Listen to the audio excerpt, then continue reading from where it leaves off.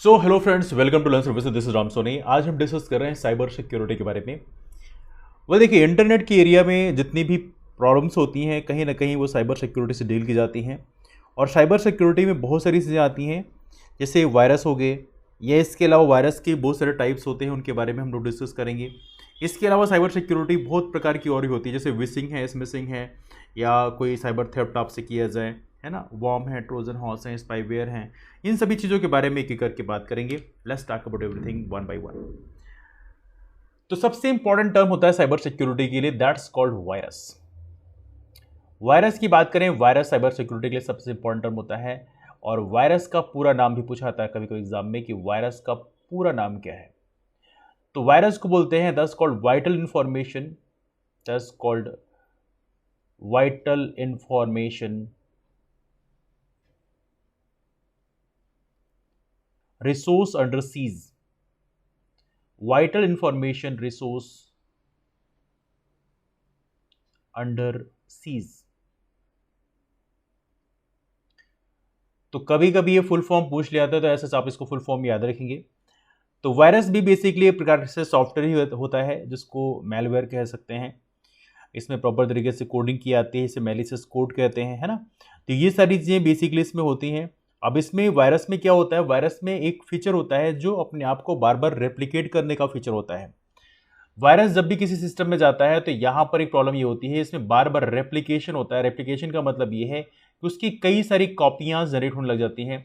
और आपने देखा होगा जिस सिस्टम में यदि वायरस है तो बहुत सारी चीज़ें विंडोज़ पॉपअप होने लग जाती हैं और पूरा सिस्टम आपका भर जाता है। कई बार रैम जो है पूरा का पूरा आपका ऑक्यूपाइड हो जाता है, सिस्टम बहुत धीमा हो जाता है। तो ये सारी चीज़ें बेसिकली आपने वायरस की प्रेजेंस में देखा होगा। इससे सिस्टम की स्पीड काफ़ी कम हो जाती है। अब देखा जाए तो यहाँ पे वायरस की बात करें, वायरस को ऑफिशियल तरीके से डिफाइन किया गया था 1983 में, defined in 1983 by Fred Cohen. तो फ्रेड कोहेन ने बेसिकली इसको डिफाइन किया था। तो याद रखिएगा, defined by Fred Cohen. Fred Cohen ने इसको डिफाइन किया इन 1983, 1983 में इसको डिफाइन किया गया वायरस को। और यहां पर देखा जाए तो एक चीज और भी याद रखना है, हमारे कंप्यूटर की जगत में फर्स्ट कंप्यूटर वायरस जो रहा है उसका नाम भी एग्जाम में पूछा सकता है आप लोगों से, ऐसा this is quite important one for you. और ये पहला कंप्यूटर वायरस क्या है, उसका नाम है creeper, that's called creeper. Creeper पहला कंप्यूटर वायरस है। तो पहली बार हमारा वायरस से बेसिकली इंटरेक्शन इसके माध्यम से हुआ। अब इसमें देखा जाए तो बहुत सारे और भी बनाए गए, जैसे there are so many virus which have been formed 1971 के टाइम में। हालांकि इसके पहले ही भी कुछ वायरस बनाए गए थे, बट देखा तो ये एक्सपेरिमेंटल वायरस थे। लेकिन देखा जाए तो इसके बाद कई सारे वायरस बनाए गए जिन्होंने कहीं ना कहीं सिस्टम को पूरा हैक कर दिया। क्रीपर की बात करें, क्रीपर जब आपके सिस्टम में आता है तो देखा जाए तो उसमें कुछ विशेष प्रकार का बेसिकली टर्म्स आते हैं, जैसे लिख के आता है यहाँ पे, I am the creeper, I am the creeper, catch me if you can. तो ये सारा चीज़ें बेसिकली यहाँ पे लिख के आता है। तो ये बेसिकली इस तरह से चीज़ें होती हैं। तो क्रीपर के बारे में थोड़ा सा आप लोग यहाँ पे याद रखेंगे। ऑलराइट, नाउ देखा जाए तो यहाँ पे कुछ और चीज़ें हैं जो हम लोग डिस्कस करेंगे, जैसे कि यहाँ पे कंप्यूटर वायरस कैसे फैलते हैं, यदि इसकी बात किया जाए, हाउ इट स्प्रेड्स। तो वायरस स्प्रेड कैसे होता है, तो वायरस स्प्रेड होने के बहुत सारे तरीके हैं। जैसे कि एक तो तरीका ये हो गया आपका कि आपने कोई भी वायरस से इन्फेक्टेड आपने सीडी जो है आपने लगा दिया सिस्टम में, या आपने कोई भी चीज़ आपने ऐसे लगा दिया, तो उस कंडीशन में वायरस अपने आप उसमें फैल जाएगा। हालांकि वायरस की बात करें, ईमेल में मान लीजिए कोई ईमेल आपको आया है और जो ईमेल है, जो अटैचमेंट आपके पास आया है वो इन्फेक्टेड है। हालांकि इसीलिए आपने देखोगे ईमेल जब भी आता है तो वो अटैचमेंट को सिस्टम में स्कैन करने लग जाता है, यदि आपके सिस्टम में एंटीवायरस डला हुआ है। यदि सिस्टम में एंटीवायरस नहीं डला है तो ईमेल के माध्यम से भी जो अटैचमेंट है उसमें वायरस रहा है, जिसको आप खोलेंगे तो आपके सिस्टम में वायरस आ जाएगा। इसके अलावा बहुत सारी चीज़ें हैं, जैसे कि आपने सिस्टम में कोई भी मेमोरी, जैसे फ्लॉपी डिस्क आपने लगाया है, फ्लॉपी डिस्क में वायरस रहा है, किसी इन्फेक्टेड सिस्टम में से फ्लॉपी डिस्क निकाल के आप दूसरे सिस्टम में यदि आप लगाते हैं तो फिर उसके माध्यम से यहाँ पे वायरस चला जाएगा। या सीडी है, डीवीडी है, इसको यदि आप लगाते हैं तो इसके माध्यम से वायरस चला जाएगा। पेन ड्राइव है ना, ये सारी चीज़ें बेसिकली वायरस को स्प्रेड करने में काफ़ी महत्वपूर्ण रोल प्ले करते हैं, तो इसके माध्यम से वायरस आमतौर पर आता है। अब कहीं ईमेल गई है, ईमेल जब तक आप नहीं खोलेंगे, ईमेल का अटैचमेंट जब तक आप ओपन अप नहीं करेंगे तब तक वायरस नहीं आएगा। जैसे आप उसको ओपन अप करेंगे तभी जाके वायरस फैलेगा, है ना। तो ये यहाँ पे इंपॉर्टेंट चीज़ें हैं, इसे आप लोग याद रखेंगे। अब जैसे यहाँ पे वायरस आगे आपके सिस्टम में कैसे पता किया जाए, जैसे मान लीजिए अपने सिस्टम में आपने पेन ड्राइव लगाई, पेन ड्राइव लगाते ही आपका सिस्टम रिबूट होने लग जाए या आपका सिस्टम पूरा धीमा हो जाए, बार बार हैंग होने लग जाए, ये सारी जो समस्याएं होती हैं, इससे पता चलता है कि आपके सिस्टम में वायरस आ गया है, आपका डेटा जो करप्ट हो सकता है। ये सारी समस्याएं आमतौर पर पैदा हो जाती हैं। नाउ ये तो रहा वायरस के बारे में। नाउ वायरस के जो एग्जांपल्स हैं उसके बारे में क्वेश्चन पूछा सकते हैं, कौन कौन से वायरस एज ऑफ नाउ दुनिया में एक्टिव हैं। Let's talk about some of these. तो आइए वायरस के बारे में डिस्कस कर लेते हैं, कौन कौन से टाइप के वायरस जो हैं एज ऑफ नाउ दुनिया में हैं, उनके नाम क्या हैं। कई बार नाम पूछ लिया आता है एग्जाम में, तो ऐसे थोड़े से आपको उसके बारे में जानकारी होनी चाहिए। तो पहला वायरस जो हम डिस्कस करेंगे वो है क्रीपर। क्रीपर की बात करें, ऑब्वियस बात, that is the first virus. ये फर्स्ट नोन वायरस है जिसको हम लोग जानते हैं क्रीपर के बारे में, दस फर्स्ट वायरस, है ना। इसके बारे में ज़्यादा डिस्कस करने की आवश्यकता नहीं, ऑलरेडी डिस्कस कर चुका है हम लोगों ने। इसके बाद दूसरा है सी ब्रेन। सी ब्रेन नाम का एक वायरस है, सी ब्रेन। सी ब्रेन वायरस की बात करें तो बेसिकली आईबीएम का जो पीसी है उसके लिए पहला कंप्यूटर वायरस माना जाता है। तो that is found in the IBM PC. IBM PC में पाया गया और इसको प्रॉपर तरीके से, देखिए वायरस हालांकि डिज़ाइन भी किए जाते हैं, इसको डिज़ाइन किया था बेसिकली दो पाकिस्तानी सिटीजन्स रहे हैं जिनका नाम अमजद फारूक और बासित फारूक, इनके द्वारा डिज़ाइन किया गया था। क्या देखिए, design by Pakistanis, design by Pakistani citizens. बहुत ज़्यादा उनका नाम लिखने की आवश्यकता नहीं है because that's not relevant, but फिर भी सी ब्रेन एक प्रकार का वायरस है, इसको थोड़ा सा आप लोग याद रखिए। वायरस और भी है, जैसे क्रिप्टो लॉकर भी है। तो देखा तो क्रिप्टो लॉकर कैसे फैला, क्रिप्टो लॉकर जो है ये मेल के माध्यम से फैला। जैसे मेल में अटैचमेंट डाला गया, अटैचमेंट में क्रिप्टो लॉकर नाम का वायरस था ऑलरेडी। तो सितंबर 2013 में ये काफ़ी ज़्यादा एक इनक्रिप्टेड वायरस था जो कि काफ़ी ज़्यादा फैला। तो सितंबर 2013 में इसकी काफ़ी चर्चा हुई थी। ऐसा इसको थोड़ा सा आप लोग याद रखेंगे। एक वायरस और है जो बड़ा फेमस हुआ, I love you, that's I love you. This is also quite virus. और इसकी बात करें तो इसमें प्रॉपर तरीके से आई लव यू आपकी सिस्टम फाइल और जो भी फाइल्स हैं उसमें एक्सटेंशन के फॉर्म में बार बार ये लिख जाता था। तो ये है I love you, this is kind of virus जो कि सन 2000 में काफ़ी ज़्यादा स्प्रेड हुआ था। तो ये है आई लव यू वायरस। और वायरस है जैसे माई डूम। माई डूम आज तक का जो सबसे डेंजरस वायरस रहा है MyDoom, and this is one of the most dangerous virus. 2004 में ये काफ़ी ज़्यादा स्प्रेड हुआ। तो याद रखिएगा, इस मोस्ट डेंजरस माई डूम, ये भी एक प्रकार का वायरस है। और एग्जाम में कई बार पूछ लिया जाता है ये कौन सा, ये क्या चीज़ है, तो आपको एटलीस्ट पता होना चाहिए कि ये चीज़ क्या है। तो इसको थोड़ा सा रिकॉल करते रहेंगे तो आपसे याद रहेगा। स्टॉर्म वॉर्म करके भी एक वायरस था। हालांकि स्टॉर्म वॉर्म सीधा का सीधा वायरस तो नहीं बल्कि एक ट्रोजन हॉर्स था।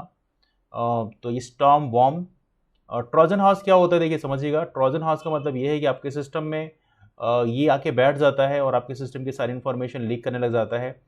तो ये एक प्रकार का क्या था, that was like Trojan horse. आपके सिस्टम में आके बैठ गया और आपके सिस्टम की जो इन्फॉर्मेशन है उसको डैमेज करने लग गया। ये सारी चीज़ें करता है ट्रोजन हॉर्स। तो ये है बेसिकली दैट्स स्टॉर्म वॉर्म। और भी बहुत सारे वायरस है, जैसे माइकल एंजिलो भी एक प्रकार का वायरस है, that had been quite popular. Michelangelo की बात करें तो माइकल एंजिलो एक ऐसा खतरनाक टाइप का वायरस था जो कि जिस सिस्टम में चला गया उस सिस्टम को पूरा डैमेज कर देता था। तो Michael Angelo was quite dangerous virus. मतलब इसमें यह है कि डेटा को रिमूव कर देता था, डेटा को पूरा करप्ट करके डेटा रिमूव कर देता था। तो ये दिखा है, तो ये काफ़ी क्रिटिकल वायरस है। ऐसे वायरस यदि आपके सिस्टम में आ गए हैं मतलब आपके सिस्टम में बहुत बड़ी समस्या पैदा हो सकती हैं। तो ये है आपका Michael Angelo, this is also kind of virus. और इसके अलावा एक है डिस्क वॉशर। तो डिस्क वॉशर जो है, ये शब्द जो आया गया, ये डिस्क वॉशर मतलब जो आपके हार्ड डिस्क में जो भी स्पेस है, जो भी चीज़ें हैं, वो सारा का सारा क्लीन अप कर दिया जाएगा।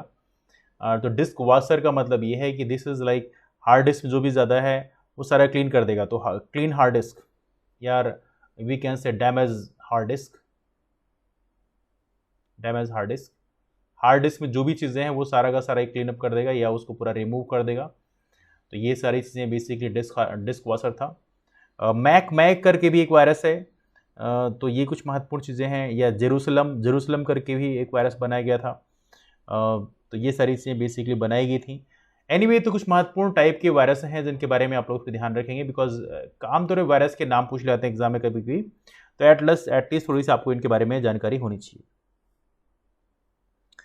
Now let's talk about the next one. अब यहाँ पे देखा जाए तो हमारे वायरस किस प्रकार के होते हैं, वायरस के टाइप क्या होते हैं। तो वायरस जो है अलग अलग टाइप के होते हैं। जैसे बूट सेक्टर वायरस हो, जैसे आपके सिस्टम में, यदि आपके सिस्टम में आ गया तो ऑपरेटिंग सिस्टम को बार बार रिबूट करने लग जाता है। या कुछ मैक्रो वायरसेस होते हैं, है ना, या कुछ ऐसे वायरस होते हैं जो आपके सिस्टम में जो मेमोरी को डैमेज कर देते हैं, रेजिडेंट वायरस उनको बोलते हैं, ओवरराइट वायरस होते हैं, है ना। तो ये सारे वायरस होते हैं।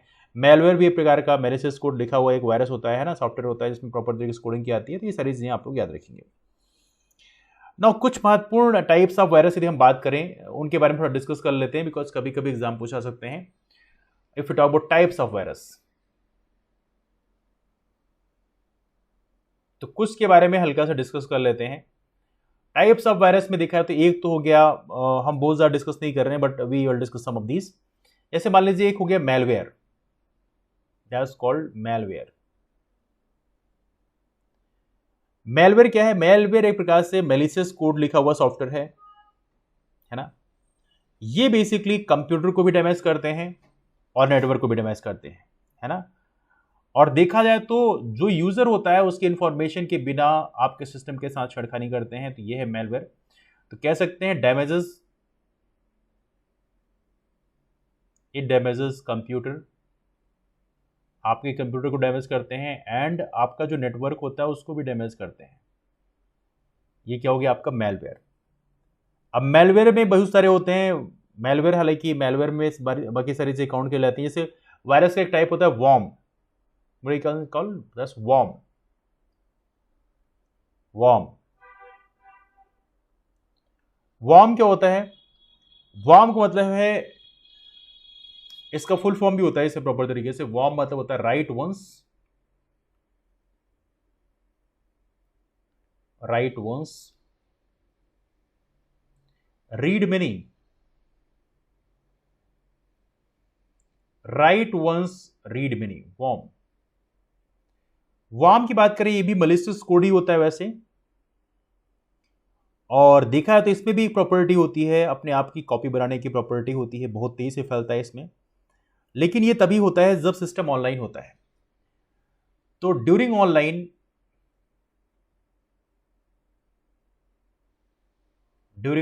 जब आपका सिस्टम ऑनलाइन होता है, रेप्लिकेशन काफी फास्ट होता है, रेप्लिकेट्स, कई सारी कॉपी बन जाएगी आपके सिस्टम में। और फिर आपका सिस्टम जो है, जिस भी फाइल में ये वॉर्म होता है, तो वो बहुत सारे, जैसे आपका सिस्टम ऑनलाइन किया जाएगा तो आप बहुत बार रेप्लिकेट होने लग जाएगा, बार बार कॉपी उसकी जनरेट होने लगेगी, पॉपअप होने लग जाएगा और आपका सिस्टम पूरा धीमा हो जाएगा। तो ये बेसिकली वॉर्म करता है। एक और होता है Trojan horse. I am sure you might have heard about that, Trojan horse. Trojan horse, Trojan horse का काम क्या होता है? इसमें ये क्या होता है, यदि आपके सिस्टम में चला गया तो हिडन फॉर्म में हो जाता है। क्या हो जाता है? ये हिडन फॉर्म में चला जाता है, मतलब हाइड हो जाता है। और हिडन फॉर्म में जाकर आपके सिस्टम में किसी भी तरह से जो यूजफुल सॉफ्टवेयर होते हैं उनको डैमेज करता है। तो याद रखिए, हिडन फॉर्म में होता है एंड डैमेजेस सिस्टम। आपके सिस्टम को, आपके कंप्यूटर को डैमेज करता है। आपके सिस्टम में मतलब समझिए छुप के बैठ जाता है, आपको पता भी नहीं चलता है, और आपके सिस्टम में ये छेड़खानी करने लग जाता है। एक और होता है बड़ा फेमस इस समय, स्पाईवेयर। स्पाईवेयर में as of now this is quite famous right now. Because as of now एक स्पाईवेयर इस समय पूरी दुनिया में बड़ी चर्चा में है, and that's basically Pegasus spyware, एक इजराइल बेस्ड कंपनी का स्पाईवेयर है। अब इसमें एक मेलिशियस कोड होता है। इसमें क्या होता है कि जो ऑथराइज्ड यूजर होता है उसको बिना बताए ही आपके सिस्टम में घुस जाता है, स्पाई के रूप में काम करने लग जाता है। आपके जो छोटी छोटी इंफॉर्मेशन होती हैं उसको इकट्ठा करने लग जाता है। तो लीक्स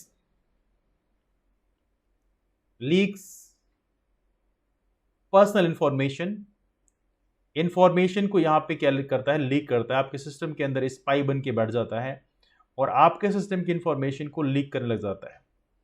आपके सिस्टम में जैसे ईमेल किसकी आई है, या कोई भी ऐसा, आपने कौन सा यूजर नेम आपका क्या है, पासवर्ड क्या है, कौन सी वेबसाइट आपने देखा है, पूरा हिस्ट्री आपका चेक कर सकता है। आपने सिस्टम के साथ कुछ भी कर रहे हो, everything spyware can check it out. इसमें कई सारे एग्जांपल है। जैसे स्पाईवेयर में एक था की लॉगर बड़ा फेमस था, दैट वाज की लॉगर। लेकिन एज ऑफ जो सबसे फेमस है वो है पेगासस स्पाईवेयर की बहुत चर्चा हो रही है और ऐसा माना जा रहा है कि जो गवर्नमेंट ऑफ इंडिया है, evenly they are using it. और इसको यूज करने का जो पर्पस था वो ये कि है कि जो अपोजिशन पार्टीज हैं, हालांकि मेन पर्पस ये है कि जो टेररिस्ट होते हैं उनके ऑपरेशंस को पहले से आप ट्रैक कर सकें, लेकिन ऐसा क्लेम किया गया है कि जो अपोजिशन पार्टीज के लीडर्स हैं उनके भी डेटा को यहाँ पर ट्रैक किया गया है। तो ये बेसिकली सारी चीज़ें बोली गई हैं। तो ऐसा चीज़ थोड़ा सा आप लोग याद रखेंगे, ये है स्पाईवेयर। दस पेगासस भी एक प्रकार का स्पाईवेयर है। हालांकि ऐसे स्पाईवेयर को यदि आप इस्तेमाल करना चाहते हैं तो आपको बहुत ज़्यादा इन्वेस्टमेंट करना होता है, और ऐसा स्पाईवेयर ऐसा नहीं कि आपके सिस्टम में ऐसे ही आसानी से आ जाएगा। एक ऐसे स्पाईवेयर को रन करने में करोड़ों रुपए खर्च होते हैं। This is like something like that, है ना। इसके अलावा एक और होता है आपके सिस्टम में, ये भी प्रकार का स्पाई, मतलब आप वायरस ही कह सकते हो, दैट्स कॉल्ड एडवेयर। एडवेयर वैसे आपके सिस्टम को बहुत ज़्यादा डैमेज तो नहीं करता है, लेकिन आपके सिस्टम में कहीं ना कहीं बार बार एडवर्टीजमेंट पॉपअप होने लग जाते हैं। तो ये है एडवर्टीजमेंट जुड़ा हुआ है कि आपके सिस्टम में बार बार कुछ विशेष एडवर्टीजमेंट पॉपअप होने लग जाते हैं और आपको इरिटेट करने लग जाते हैं। तो ये है एडवर्टीजमेंट के लिए रन किया आता है। बहुत सारे जो प्लेटफॉर्म्स होते हैं वो अपने चीज़ों को एडवर्टीज़ करने के लिए कई बार ऐसी चीज़ों का इस्तेमाल करते हैं जिससे आप उनकी जो चीज़ें हैं जो ज़्यादा लोगों के पास पहुँचें और पॉपुलर हो जाएं। एनीवे ये हालांकि अनऑथराइज्ड यूज़ होता है, बट फिर भी एक होता है रैंसमवेयर। एक टर्म इस्तेमाल करते हैं रैंसमवेयर। रैंसमवेयर का मतलब ये होता है, देखिए रैंसम मतलब समझिए पैसा, और रैंसमवेयर का मतलब है कि आपके सिस्टम की कोई इंफॉर्मेशन लीक कर लें, कोई फाइल को लॉक कर दें, लॉक द फाइल, कोई फाइल को लॉक कर दें, आपके सिस्टम की कोई इंफॉर्मेशन जो लीक, प्राइवेट इंफॉर्मेशन को लीक कर दें, और फिर उसके लिए प्रॉपर तरीके से आपसे एक रैंसम मांगने लग जाएं। तो ऐसी कंडीशन में देखा जाए तो इसे बोलते हैं रैंसमवेयर। और देखा है तो एक बहुत ही फेमस रैंसमवेयर है जो 2017 में, lock the file and ask for ransom, ये इवेंट 2017 में बड़ा पॉपुलर हुआ था। और ये इवेंट था 12 मई 2017 का। 12 मई 2017 में एक इवेंट हुआ पूरी दुनिया में। क्या हुआ, इसमें एक साइबर अटैक हुआ, और यहां पर जो है जिसके सिस्टम में साइबर अटैक हुआ उस सिस्टम से रैंसम इन्होंने मांगना शुरू कर दिया। और ये साइबर अटैक का नाम है that's called WannaCry। That's called WannaCry। और WannaCry क्या था? WannaCry was ransomware. यदि आपने उसके सिस्टम, उसकी जो डिमांड्स है उसको पूरी नहीं किया, then they will create problem for you. Right, ये कुछ महत्वपूर्ण है जिसे आप लोग याद रखेंगे। इसके अलावा एक और टाइप का वायरस होता है, इसे बोलते हैं पैकेट स्निफिंग। पैकेट स्निफिंग का मतलब होता है स्निफिंग। स्निफिंग मतलब I am sure you know what that thing. यहां पे नेगेटिव पर्पज में इस्तेमाल किया। स्निफिंग मतलब सूंघना। तो यहां पे जैसे मान लीजिए कोई डेटा भेजा गया है सेंडर से रिसीवर तक, तो बीच में उस डेटा को रिकॉर्ड कर लेना और उसकी जानकारी इकट्ठा कर लेना, इसे बोलते हैं पैकेट स्निफिंग। तो इस तरह से बिना सामने की जानकारी के उसको पहले ही आप मतलब पता लगा लें और उसको फिर बाद में अपने पर्सनल यूज में इस्तेमाल करने लग जाएं, that's called, that's also kind of virus. इसके अलावा देखा जाए तो यहां पे एक होता है स्केयरवेयर। स्केयरवेयर भी एक प्रकार का वायरस है। इसकी यदि हम बात करें, यहां पर क्या होता है, यहां पे आपसे प्रॉपर तरीके से फ्री एंटीवायरस या फ्री सॉफ्टवेयर के नाम पे आपको लॉलच दिया जाए और फिर आप उसको डाउनलोड कर लें। जैसे आपने सिस्टम में डाउनलोड करते हैं वैसे ही आपके सिस्टम के अंदर आके वो प्रॉपर सिस्टम में बैठ जाता है और फिर आपकी चीज़ों को लीक करने लग जाता है। तो ये है स्केयरवेयर।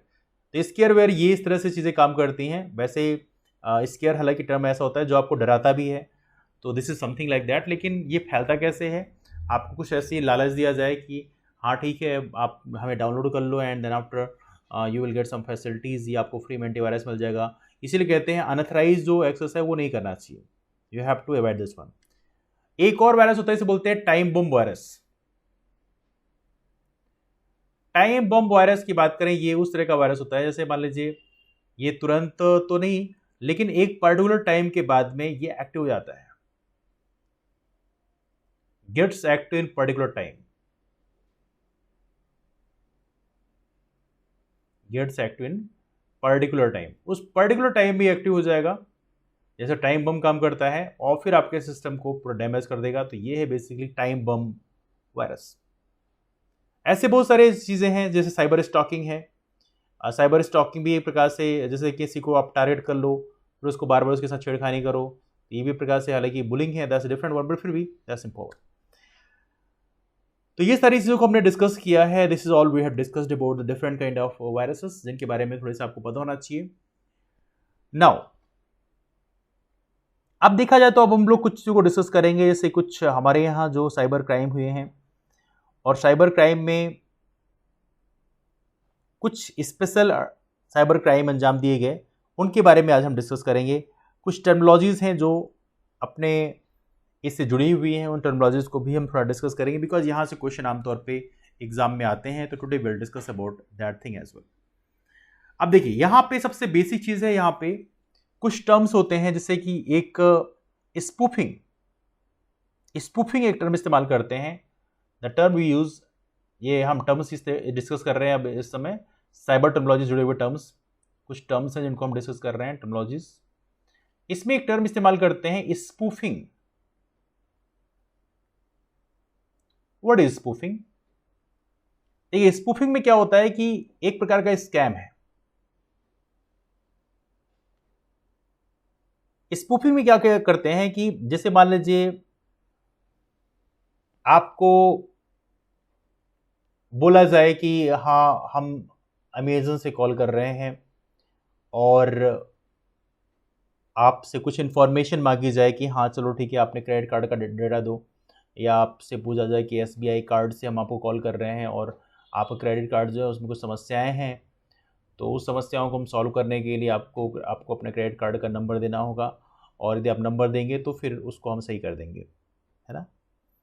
स्पूफिंग एक प्रकार का स्कैम है, this is kind of scam, है ना।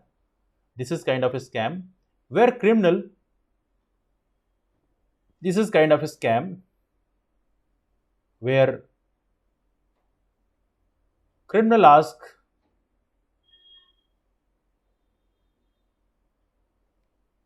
some kind of personal information, ask personal information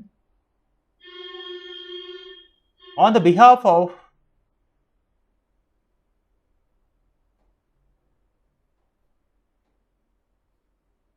big businesses.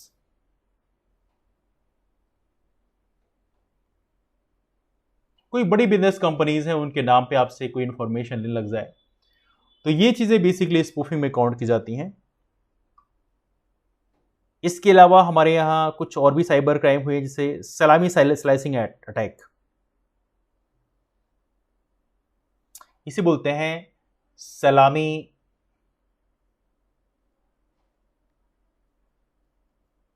Slicing attack. Term से ही हो रहा है कि स्लाइस बाय स्लाइस, छोटे छोटे अटैक के आते हैं और वो छोटे छोटे अटैक करके, जो ये छोटे छोटे अटैक जब होते हैं तो आपको ज़्यादा पता नहीं चलता है। ऐसे मान लीजिए आपकी डेबिट कार्ड क्रेडिट कार्ड की जो डेटा है उसको इस्तेमाल करके छोटे छोटे पैसे आपके काट रहे हैं, आपको यहाँ पे पता ही नहीं चल रहा है, और फिर ऐसे कर करके वो हैकर जो है धीरे धीरे छोटे छोटे अमाउंट में कट करते हुए आपके पैसे कट निकालते हैं।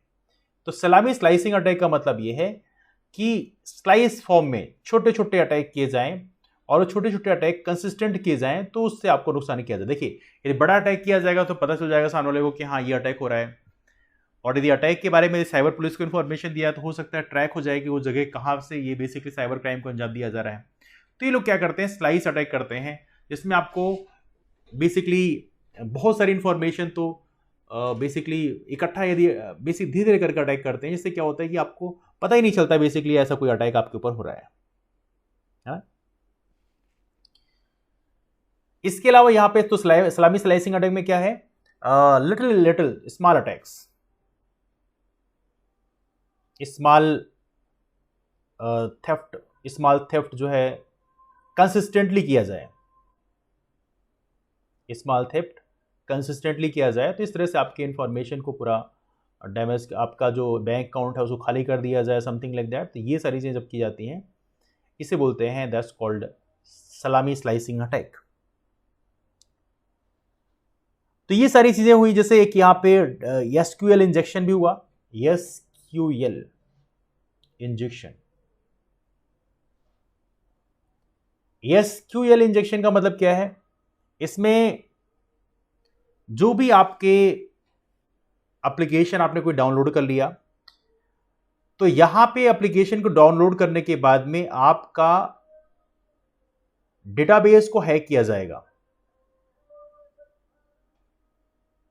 ऑलराइट, तो यहां पे एसक्यूएल इंजेक्शन का मतलब है कि यदि आपने कोई ऐसा ऐप डाउनलोड कर लिया तो वो आपके डेटाबेस को हैक करना शुरू कर देगा, हैक द डेटाबेस। ये है आपका SQL injection, hack the database. तो कुछ बहुत छोटे छोटे टर्म्स हैं जिनको आप लोग यहाँ पे याद रखेंगे, बिकॉज ऐसे क्वेश्चन एग्जाम में कई बार पूछे आते हैं। ऑलराइट, तो ये कुछ महत्वपूर्ण चीजें हैं। चलिए अब आगे चलते हैं, यहां से let's go for next one. इस क्षेत्र में देखा है तो यहां पे जो साइबर क्राइम होती है वहां पे कैसे अटैक किए आते हैं, आमतौर पे आपका जो पासवर्ड उसको ब्रेक करने का प्रयास किया जाता है। जो पॉसिबल पासवर्ड हो सकते हैं वो बेसिकली आमतौर पर जो हैकर्स होते हैं वो ऑलरेडी जनरेट कर लेते हैं, और उसके बाद आपके सिस्टम में रन कर देते हैं, अपने सिस्टम में रन कर देते हैं आपकी वेबसाइट के लिए। तो उनमें से कोई भी ना कोई पासवर्ड जो है वहां पे सेट हो जाता है। तो पहले एक जाएगा, फिर वो यदि काम नहीं कर रहा है तो दूसरा जाएगा, यदि वो नहीं काम कर रहा है तीसरा जाएगा। तो वो लगातार ऑटोमेटिक मोड पे रहता है, तो वो 1 घंटे में ही वो सारे पासवर्ड रन करके, करीबन लाखों की संख्या में वो पासवर्ड रन करके वो लोग पता लगा लेते हैं कि आपके पासवर्ड क्या होगा। इस चीज को यहां पे ब्रेक करने के लिए एक सिस्टम लाया गया, इसे बोलते हैं कैप्चा। That's called CAPTCHA। आप लोगों ने अक्सर देखा हो कैप्चा, जब भी कोई वेबसाइट में आप लॉगिन करते हैं, तो इस समय से आईआरसीटीसी वेबसाइट में आप लॉगिन करते हैं तो वहां पे यूजर नेम पासवर्ड रहता है, फिर अब कैप्चा आने लग गया है। अब कैप्चा आने से क्या होता है कि यदि मान लीजिए सपोज करिए कोई सॉफ्टवेयर है, आप सॉफ्टवेयर रन कर दिए, तो यदि सॉफ्टवेयर आप रन करोगे यूजर नेम पासवर्ड तो फिल कर देगा, लेकिन कैप्चा फिल कैसे करेगा? कैप्चा फिल करने के लिए वहां पे कोई ऐसा स्पेशल सिस्टम तो डालना नहीं है। कैप्चा आपको वही फिल करना है जो वहां पे फोटो में दिखेगा। तो इससे क्या होता है कि इससे आप प्रॉपर तरीके से जो कंप्यूटर और ह्यूमन में डिफरेंस आप कर सकते हैं, है ना। तो ये चीजें बेसिकली लाएगी बेसिकली सन 2000 में, ब्रॉट इन 2000,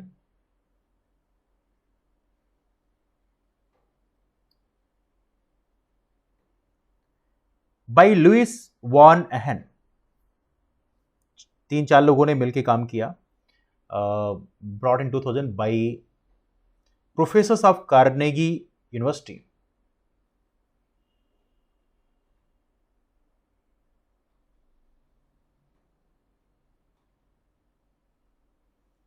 कार्नेगी यूनिवर्सिटी के प्रोफेसर्स के द्वारा यह सिस्टम लाया गया, कैप्चा का सिस्टम। इसमें कई सारे प्रोफेसर हैं, एक प्रोफेसर लुइस हैं, लुइस वॉन एहन, anyway that's quite a name actually, manual Blum, manual manual Blum, एक है निकोलस हुपर,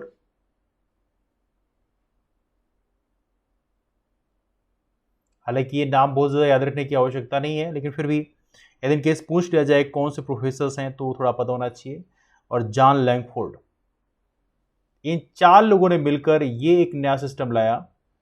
और इससे फ़ायदा ये मिला कि किसी वेबसाइट को उसमें इस तरह से आप सॉफ्टवेयर रन नहीं कर सकते। यदि आप उसमें लॉगिन करना चाहते हैं तो आपको प्रॉपर कैप्चा आएगा, और कैप्चा कोई सॉफ्टवेयर तो उसको रीड नहीं कर पाएगा, तो उसके लिए प्रॉपर ह्यूमन की जरूरत होगी। और जितनी बार आप लॉगिन करोगे उतनी बार कैप्चा की जरूरत पड़ेगी। That became quite complicated task. तो इससे बेसिकली ह्यूमन और जो मशीन है उसे बड़े आराम से फर्क किया सकता है। कैप्चा का फुल फॉर्म भी आप याद रखिए, कैप्चा का फुल फॉर्म क्या लिखा जाता है? It is written that complete automated, yes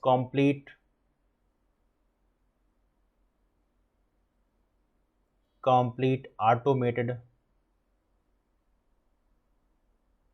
public Turing test, public Turing test to tell computers and human apart, to tell computers and human apart। ये क्या हो गया? कैप्चा। इसके अलावा रिकैप्चा भी लाया गया है। रिकैप्चा बेसिकली एक कैप्चा कोड है जिसको गूगल आपको free of cost service provide करता है, इसे बोलते हैं रिकैप्चा। यदि आपके पास कोई वेबसाइट है और आप चाहते हैं कि स्पैमिंग से बचा जाए, कोई आपके सिस्टम को बार बार हैक करने का प्रयास कर रहा है, तो वहाँ पे गूगल के द्वारा आप ये खरीद सकते हैं। तो गूगल ने ये रिकैप्चा की फैसिलिटी स्टार्ट की है, तो ये है रिकैप्चा। इसमें अपनी वेबसाइट को स्पैमर से आप बचा सकते हैं, तो ये काफ़ी महत्वपूर्ण होता है। इसके बाद होता है एक यहाँ पे साइबर क्राइम में एक टर्म होता है denial of service, that's called DOS। DOS को बोलते हैं यहाँ पे डिनायल ऑफ सर्विस। एक क्वेश्चन पूछा भी गया एक पहले कि साइबर क्राइम में DOS का फुल फॉर्म क्या होता है, तो आप बताएंगे इसका फुल फॉर्म होता है denial of service. Cyber crime में इस टर्म को हम लोग इस्तेमाल करते हैं, हालांकि DDoS भी इस्तेमाल करते हैं, that's called distributed denial of service, है ना, बड़े पैमाने पर जो हमले होते हैं उसके लिए। तो इसमें सर्वर या वेबसाइट पे प्रॉपर तरीके से अटैक होता है, सर्वर को डाउन कर दिया जाता है, तो ये है डिनायल ऑफ सर्विस। इसके अलावा होता है DDoS, that's called DDoS। Term थोड़ी पता होना चाहिए, that's called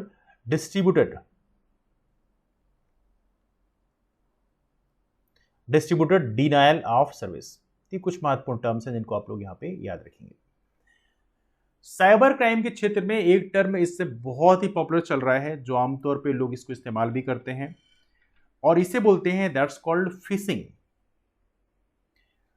what is that fishing? Fishing होता क्या है, इसको यदि समझने का प्रयास करें, what is that fishing?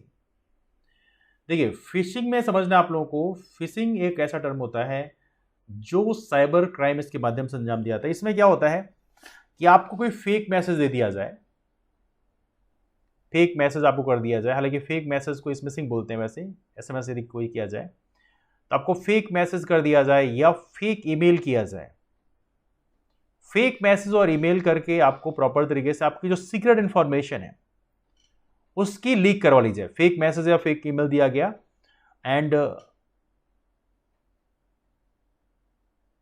To leak the personal information या to leak the secret information. अब देखिए, सीक्रेट इंफॉर्मेशन कैसे? मान लीजिए आपको बोल दिया जाए कि हाँ, आपने जो है यहाँ पर इनाम जीता है 1 करोड़ रुपए का, और इस इनाम की राशि को लेने के लिए आपको हमें अपना डेबिट कार्ड या क्रेडिट कार्ड का नंबर बताना होगा, जिसके माध्यम से हम लोग यहाँ पे पेमेंट आपको कर देंगे। तो ऐसी कोई इन्फॉर्मेशन आपसे ले ली जाए, या आपसे कोई भी ऐसा अथॉराइज्ड इन्फॉर्मेशन ले ली जाए, अनअथराइज्ड इन्फॉर्मेशन आपसे ले ली जाए जो आपको नहीं देना चाहिए बेसिकली, तो ये कहलाता है fishing, that's called fishing. Fishing कैसे फैलता है? फेक मैसेज हैं या फेक ईमेल के माध्यम से जो आपकी इस तरह से, देखिए कई बार आपको याद होगा कि आपको ऐसी ईमेल आती होगी, आई एम श्योर, कि आपसे पूछा जाता है कि हाँ आपको इतना बड़ा लॉटरी लगी हुई है, आपको फिर ये आपको ये चीज़ें इन्फॉर्मेशन देनी है, यदि इन्फॉर्मेशन यदि आप दें तो आपका जो है अमाउंट आपको प्रोसेस कर दिया जाएगा। Such kind of things are there, इसे बोलते हैं फिशिंग। एक और टर्म होता है विशिंग।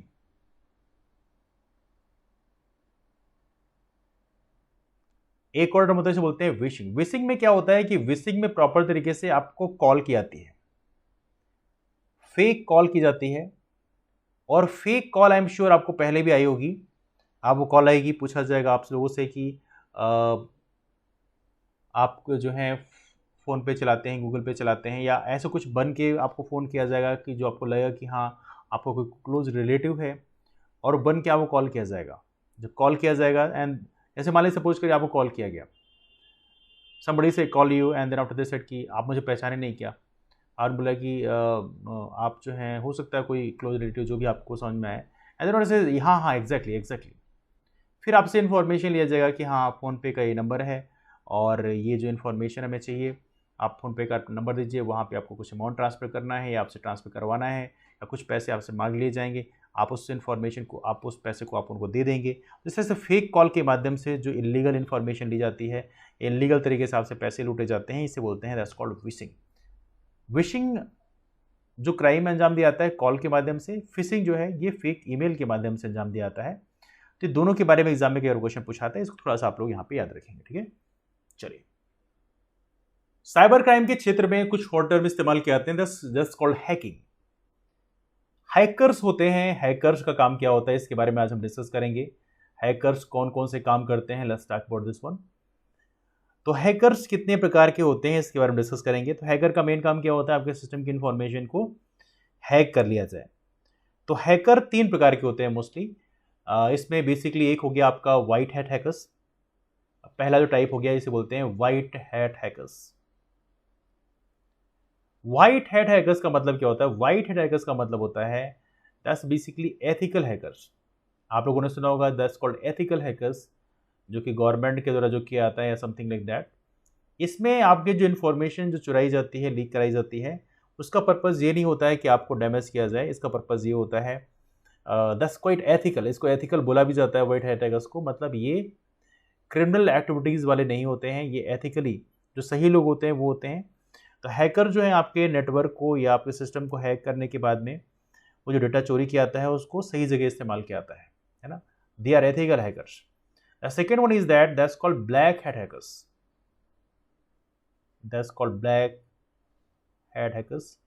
ये रियल में चोर होते हैं, ये आपके इन्फॉर्मेशन को चुराने के बाद में उसको गलत जगह इस्तेमाल करते हैं। आपको यहाँ पे या तो आपसे पैसे मांगते हैं, जो भी मांगते हैं। तो ये है, एक प्रकार से कह सकते हैं ये हैकर्स अनएथिकल हैकर्स कहलाते हैं। और ब्लैक हैट हैकर्स को, दीज आर अनएथिकल हैकर्स, ये बदमाश होते हैं बेसिकली देखा जाए तो। और ब्लैक हैट हैकर्स को ही क्रैकर ही बोला जाता है। They are also called as a cracker. ये टर्म पूछा था एग्जाम में, क्रैकर कौन होते हैं, थोड़ा सा आपको जानकारी होनी चाहिए। एक और हैकर होता है, इसे बोलते हैं blue hat. That's called blue hat hacker. अब यहां पे ब्लू हैट हैकर कौन होता है। ब्लू हैट हैकर की बात करें तो ये ऐसे हैकर होते हैं जो responsible for the better production of network.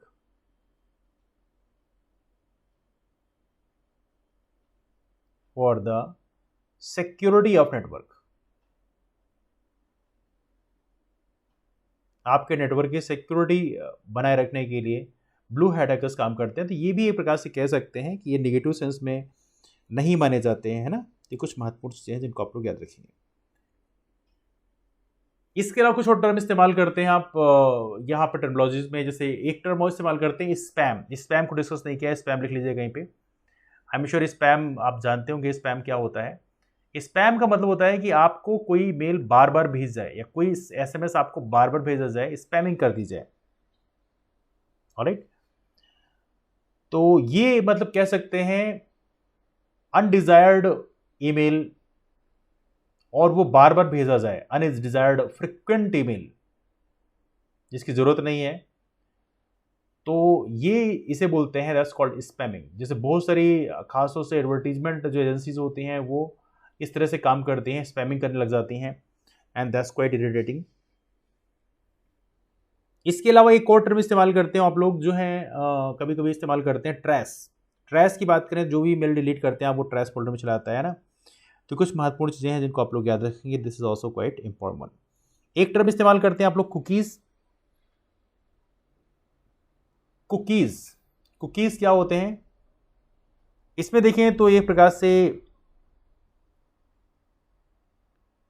Cookies आपकी एक्टिविटीज़ को जानने के लिए काम करते हैं। तो कुकीज़ के अंदर यदि चले आते हैं, कुकीज़ में आपका जो हिस्ट्री वगैरह है पूरा स्टोर रहता है। तो कुकीज़ की इन्फॉर्मेशन सामने लोगों को मिल जाती है, तो आपके सिस्टम में क्या चीज़ें चल रही हैं, what kind of activities are doing, वो सारी इन्फॉर्मेशन सामने लोगों को मिल जाती है। तो ये सारी चीज़ें आप लोग याद रखेंगे, this is something important for you. Alright, चलिए now will study about the security system.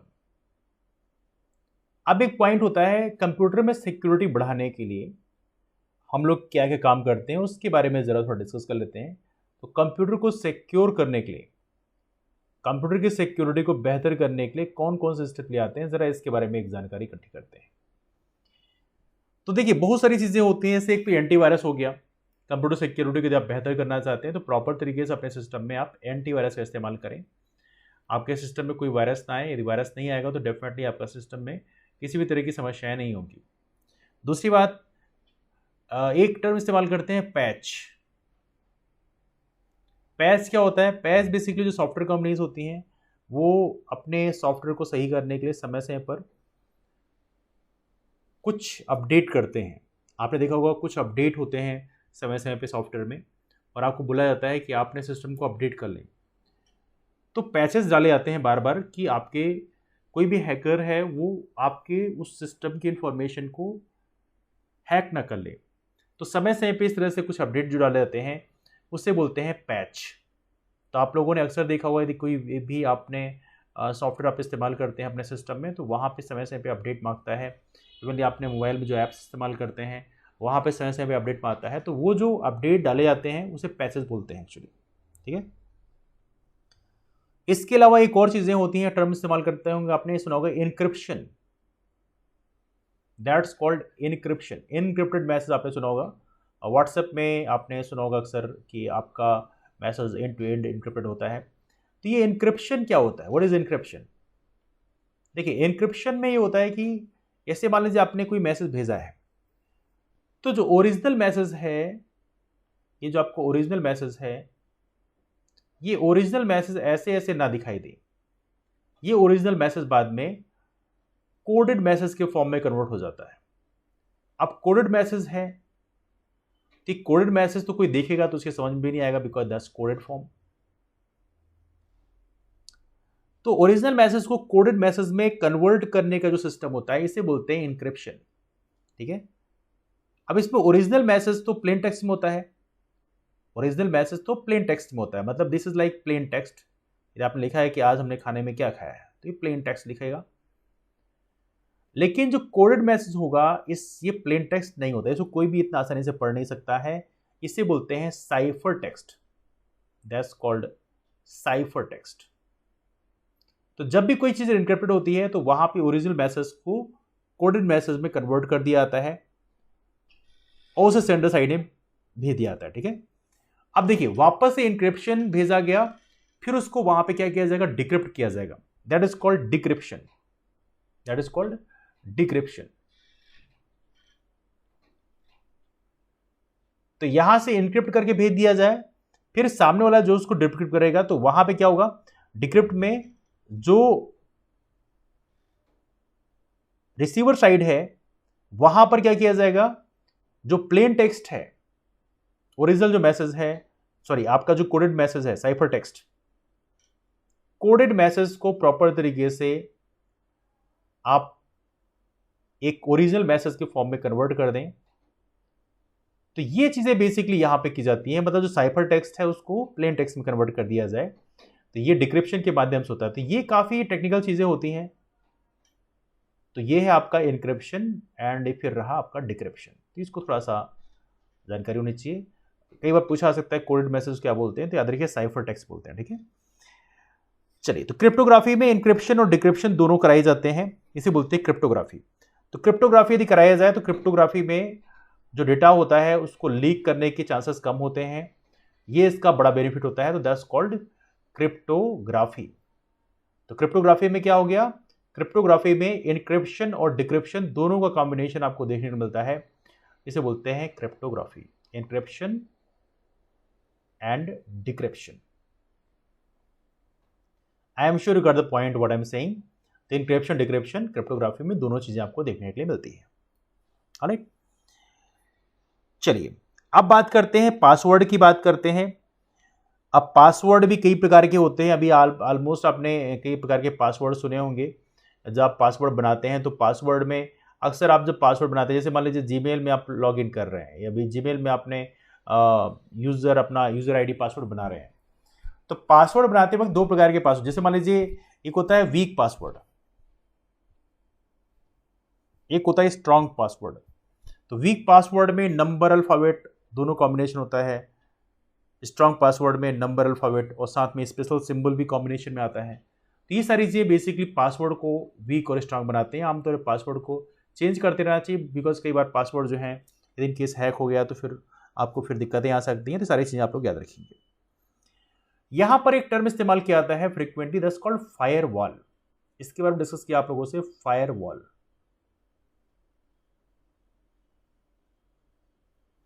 ये फायरवॉल क्या होता है? तो फायरवॉल क्या होता है? Firewall to raise the security of network, to raise the security of network. जैसे आपके सिस्टम में विंडोज फायरवॉल होता है, तो यदि आप इंटरनेट का इस्तेमाल कर रहे हैं या लैन में आपका कुछ लगा हुआ है, तो वहां पे जो भी इनकमिंग डेटा होता है, चेक्स ऑल इनकमिंग डेटा, जो भी आपके सिस्टम में डेटा खोला जाता है उस सभी डेटा को प्रॉपर तरीके से चेक करता है। यह प्रॉपर तरीके से फायरवॉल का काम होता है।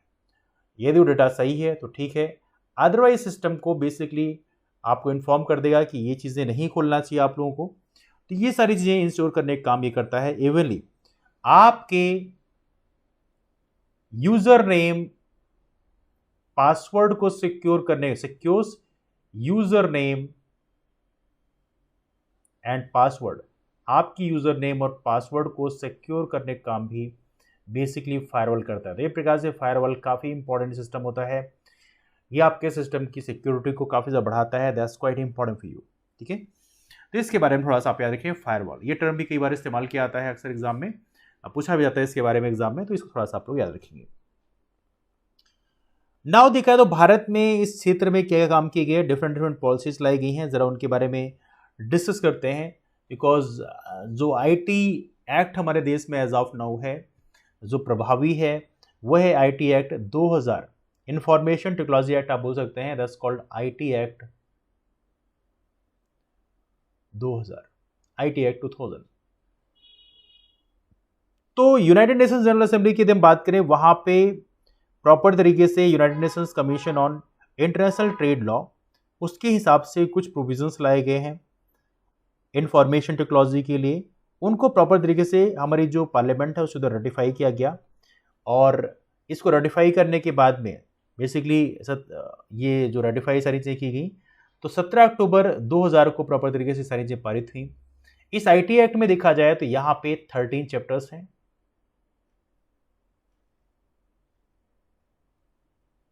13 चैप्टर्स के अलावा यहाँ पे 94 सेक्शंस हैं। इसके अलावा यहां पर 4 शेड्यूल्स हैं। तो ये है हमारा आईटी एक्ट 2000।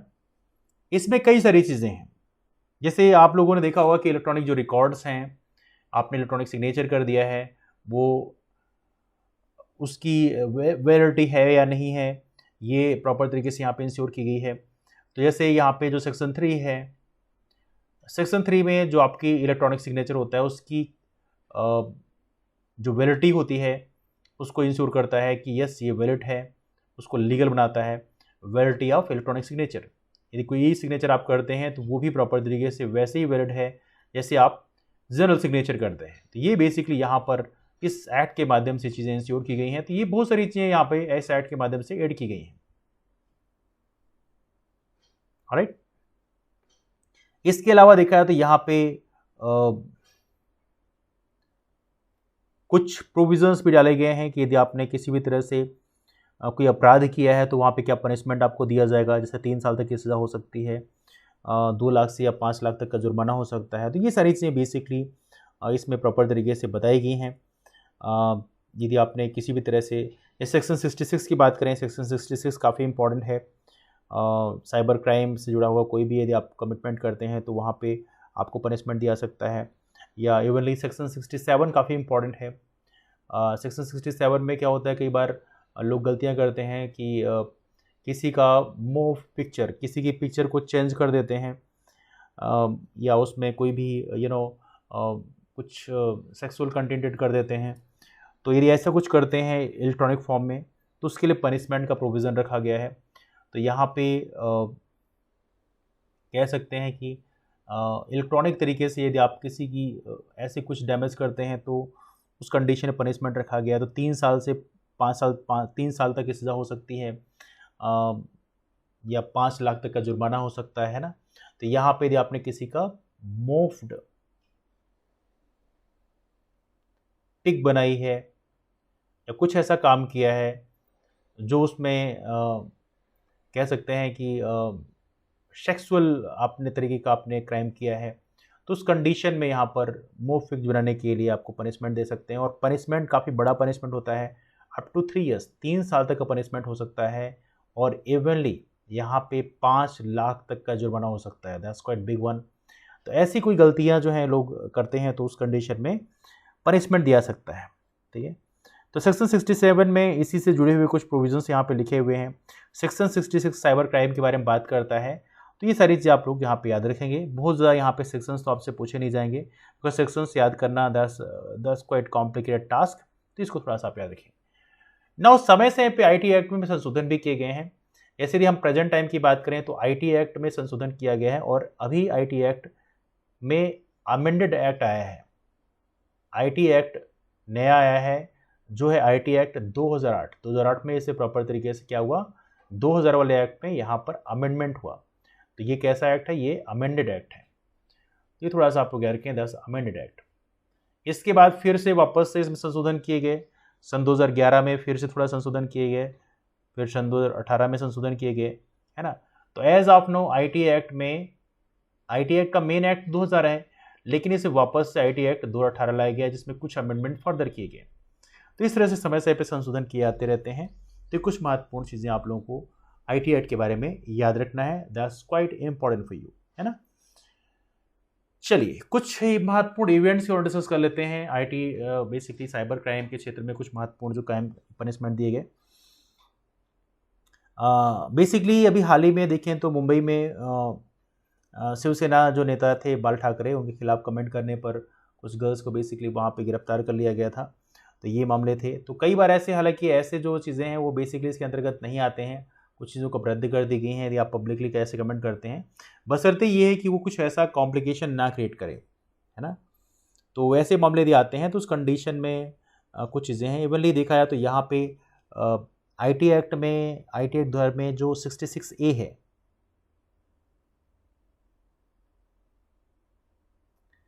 66A की बात करें तो 66A में क्या लिखा हुआ है, कोई ऐसा संदेश आपने भेजा है तो उसमें दंड देने का जो प्रावधान था तो उसको बेसिकली पहले शामिल नहीं किया गया है ना। तो समय समय पे इसमें काफ़ी सारे डेवलपमेंट होते रहते हैं। तो यहाँ पे ये जो सेक्शन है, सेक्शन 66A आईटी एक्ट का जो सेक्शन 66A है, इसको थोड़ा सा आप जान रखिएगा। सेक्शन 66 है, इसमें क्या बोलता है, इलेक्ट्रॉनिक डिवाइसेस के माध्यम से कोई भी आपत्तिजनक कंटेंट, डिस्प्यूटेड कंटेंट कोई भी जारी किया जाता है,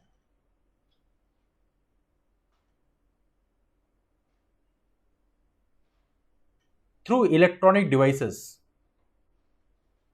through electronic devices,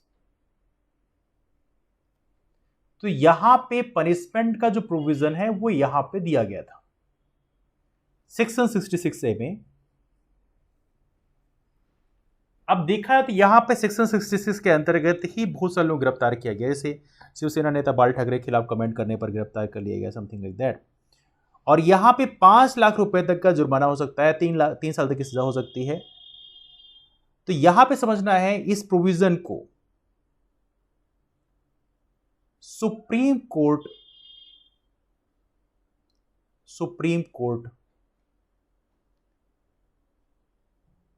rejected it, या कह सकते हैं डिलीटेड इट। तो सुप्रीम कोर्ट ने इसे असंवैधानिक करार दिया। अब देखिए, मान लीजिए कोई भी चीज आप लिख रहे हैं, डिस्प्यूटेड कंटेंट हो गया, सामने को डिस्प्यूटेड लगता है, ऐसे मान लीजिए सपोज करिए कोई लीडर है और दिखा है तो वहाँ पे कुछ ऐसा उन्होंने पास्ट में काम किया है, उसके चलते आपने कोई भी ऐसी पब्लिक पोस्ट कर दिया, किसी की भावनाओं को आहत कर दिया, तो ऐसे तो हर एक जगह मामले फिर आने लग जाएंगे, हर किसी के ऊपर 3 साल का जुर्माना लग जाएगा, है ना, 3 साल की सजा लग जाए। That's quite complicated task. तो सेक्शन 66 को फाइनली सुप्रीम कोर्ट ने रिजेक्ट कर दिया है। तो मामला तभी आएगा जब आप कोई ऐसा कॉम्प्लिकेशन क्रिएट करने का प्रयास कर रहे हैं, जो धार्मिक जो उग्रता आप पैदा कर रहे हैं। देखिए, हर किसी के मामले होते हैं, हर किसी के बहुत सारे इश्यूज होते हैं, उसको यदि आप डिस्कस करते हैं तो वहां पे किसी को जरूर आहत कर सकते हैं। जैसे हमारे समाज में जैसे जाति प्रथा है, अब जाति प्रथा के खिलाफ में यदि आप बोल दीजिए, अब आपको गिरफ्तार कर लिया जाए, तो जाति प्रथा का कई सारे समाज को बहुत सारा नुकसान हुआ है। तो कहीं ना कहीं ये चीज़ें जो हैं बोलने में कोई बुराई नहीं। समाज में बहुत सारी धार्मिक पाखंड होता है, उसके खिलाफ में यदि आप बोलते हैं, वहाँ भी फिर आपके ऊपर लग सकता है सेक्शन 66 से। कहीं ना कहीं वो चीज़ें गलत है। अब कोई उसको फॉलो कर रहा है, वो उससे आहत हो जाए, तो कहीं ना कहीं ये नेगेटिव पॉइंट हो जाता है। तो ये चीज़ों को लेकर मैंने सुप्रीम कोर्ट ने डिसाइड किया कि इसको रिजेक्ट किया जाए, इसको कैंसिल किया जाए। लेकिन यस, यदि आप कुछ ऐसा काम कर रहे हैं जो लोगों के बीच में लड़ाई झगड़ा करवा दे और लड़ाई झगड़ा हो जाए, जैसे मान लीजिए आपने कोई स्पेस दिया मारपीट करने के लिए, मारकाट करने के लिए, समथिंग लाइक दैट, जैसे करणी सेना टाइप, तो वहां पे ऐसे मामलों में पनिशमेंट आपको दिया जाएगा प्रॉपर तरीके से। यदि आपकी स्पीच के कारण प्रॉपर तरीके से लोगों को डैमेज हुआ है, then that will cause the punishment for you. Alright, तो ये रहा हमारे कुछ महत्वपूर्ण एक्ट्स के बारे में जिनके बारे में आपको जानकारी होनी चाहिए। तो ये रहा हमारा साइबर सिक्योरिटी के बारे में। अगला डिस्कशन हमारा जो है ई गवर्नेंस, ई कॉमर्स के बारे में होगा। तो वो टॉपिक हालांकि इतना बड़ा नहीं है, वो टॉपिक जल्दी कंप्लीट हो जाएगा। तो चलिए डिस्कशन को वहीं से वाइंड अप करते हैं, मुलाकात करते हैं फिर। तब तक के लिए bye, take care, have a wonderful day, keep move forward and take care.